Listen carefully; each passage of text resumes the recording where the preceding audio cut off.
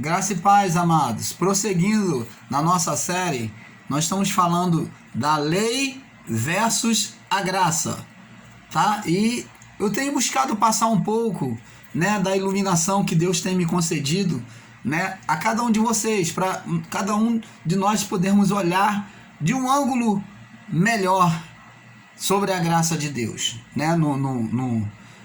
na esfera da graça. E nós falamos sobre a mulher adúltera, falamos sobre a mulher cananeia, falamos sobre Lázaro, a manifestação da graça sobre Lázaro também, e agora nós vamos falar de uma outra mulher, Nós falamos de Zaqueu, um homem, e agora vamos falar de uma outra mulher. Está registrado aqui em João, capítulo 12, do verso 1 em diante nós vamos ler. Diz assim: E foi Jesus 6 dias antes da Páscoa a Betânia, onde estava Lázaro, o que falecera e a quem ressuscitara dentre os mortos. Todos nós conhecemos, a história de Lázaro. Fizeram-lhe, pois, ali uma ceia. Ceia é um jantar, tá, irmãos?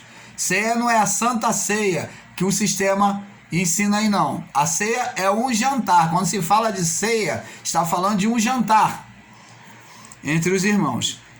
Fizeram-lhe, pois, ali uma ceia, e Marta servia, e Lázaro era um dos que estavam à mesa com ele, com Jesus.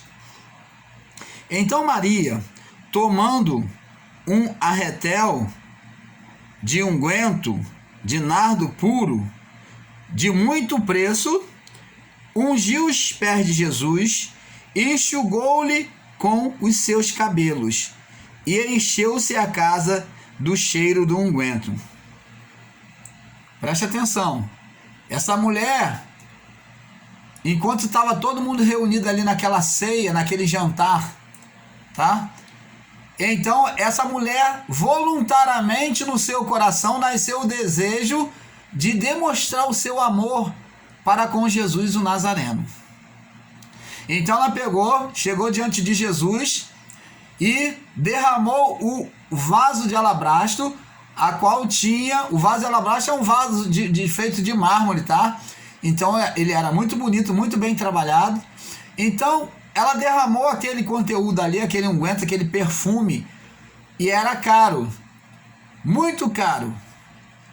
Era um perfume tão bom que a essência deles começou a se exalar, diz a palavra, pelo ambiente. Então, um dos seus discípulos, verso 4, diz aqui o nome dele, Judas Iscariote, filho de Simão, o que havia de traí-lo, disse: Por que se vendeu este unguento por 300 dinheiro e não se deu aos pobres?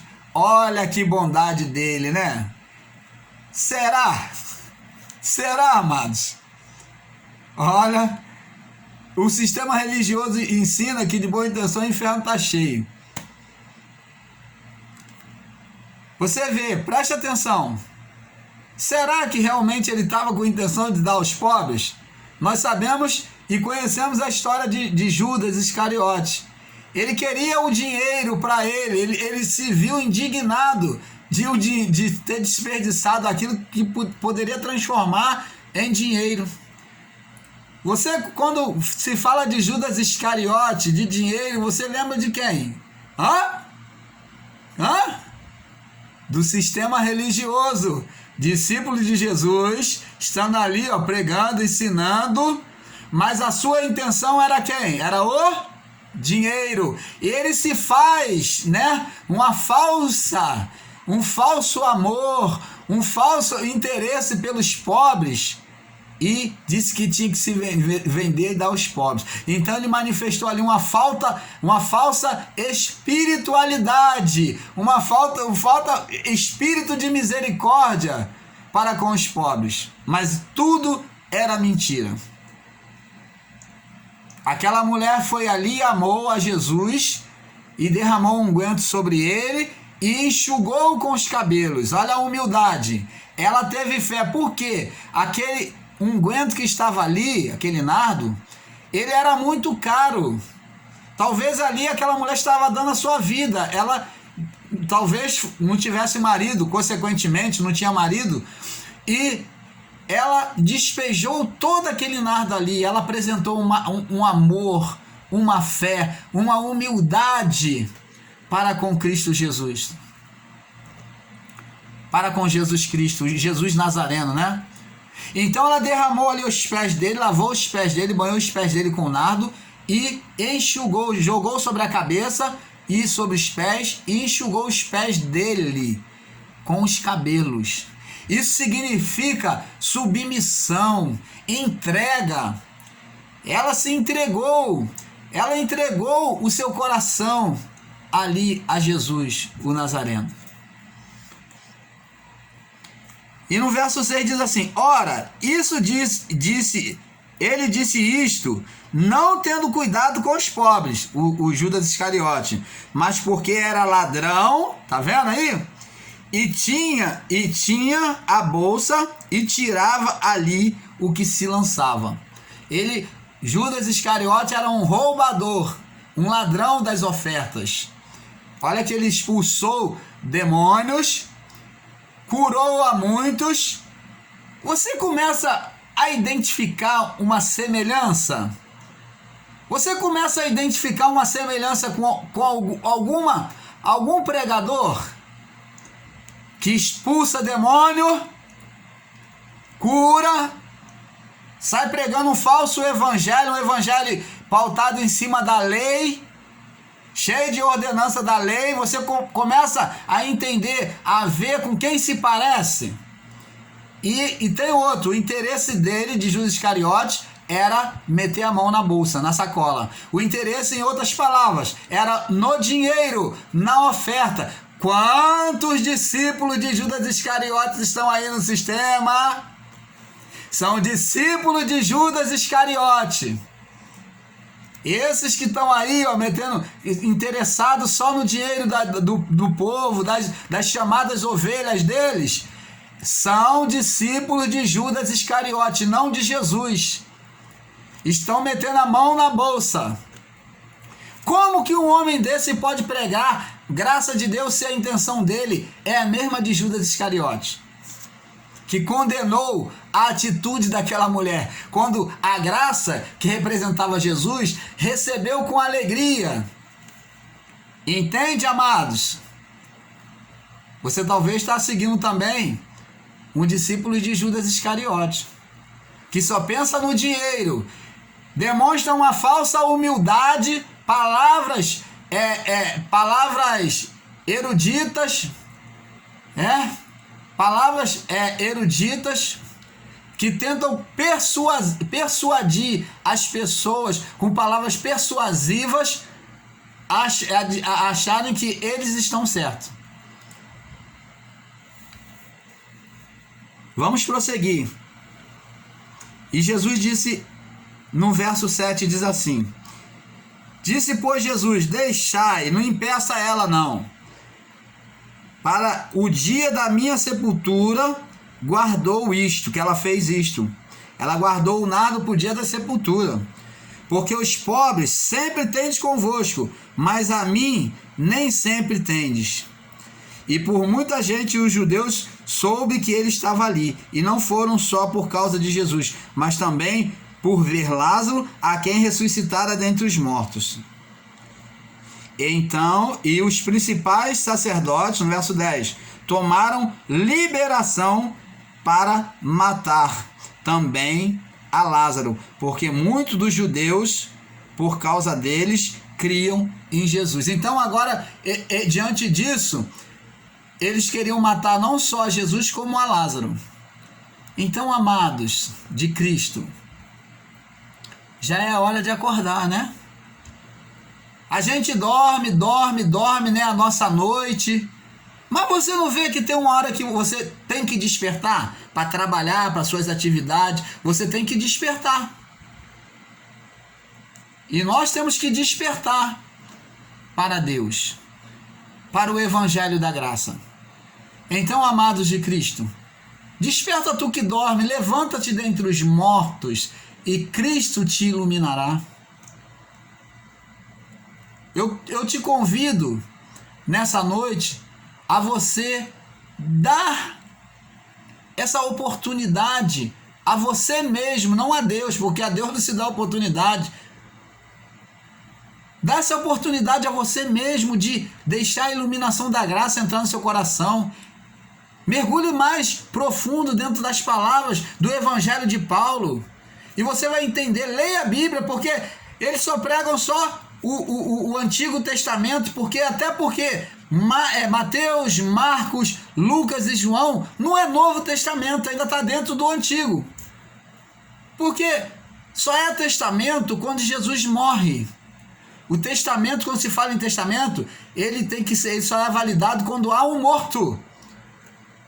Então você já vê que a escrita já está errado. O testamento só inicia, só tem valor quando a pessoa vem a morrer. E eles botaram todos esses livros como o Novo Testamento. Novo Testamento começa lá em Atos dos Apóstolos, porque Jesus lá já ressuscitou. Aí sim, o testamento que Jesus deixou, da nova aliança, de entrada no reino de Deus, acesso direto a todos os filhos, então aí sim agora tem valor. Então para mim e para você que viemos pós-cruz, esse testamento já está em vigor.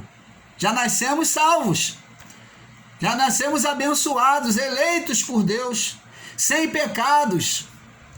Porque se você me disser que tem pecado, então você está rejeitando o sacrifício da cruz de Cristo e está dizendo que Cristo é mentiroso, que ele não morreu na cruz, ou que o sacrifício dele não valeu de nada.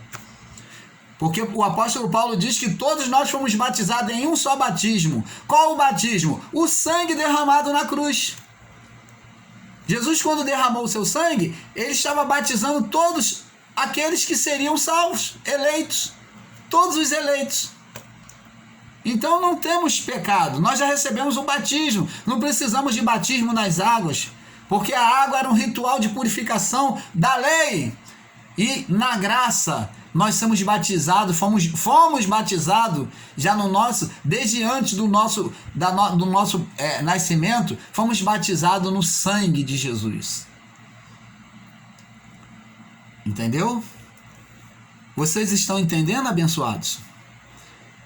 Cristo hoje pede a você que deixe a iluminação do Evangelho da Graça entrar no seu coração, na sua mente, assim como entrou na mente e na consciência de Zaqueu, que abriu o seu coração, como entrou na mente daquela mulher cananeia, que manifestou humildade e fé também, abriu o coração e buscou uma saída, como entrou na mente da mulher adúltera, pega em adultério, que foi humilde o suficiente em receber o perdão de Cristo, já antes da cruz.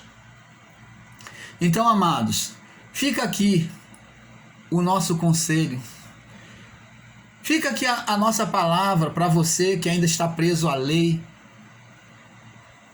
Valorize a sua vida, não fica comendo na mão dos outros, não. Não fica comendo na mão dos outros, não. Busque, você, dentro das Escrituras, busque o conceito de Deus na sua vida, não o que o homem coloca para você. E Cristo te iluminará. Quando você levantar dentre os mortos, você está dormindo?